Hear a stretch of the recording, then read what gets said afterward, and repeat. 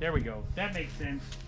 One of these days, I'm going to learn how to English. Here we go, grindy grind. Here we go, grindy grind. This is technically like day 2 of actually fabrication, day 3 of the entire build, but we're probably not going to spend a lot of time here because it's almost sunset. We had to do a lot of other stuff today. We're just hoping to get at least a little bit knocked out so it makes our job easier tomorrow. Let's roll some of that weld footage.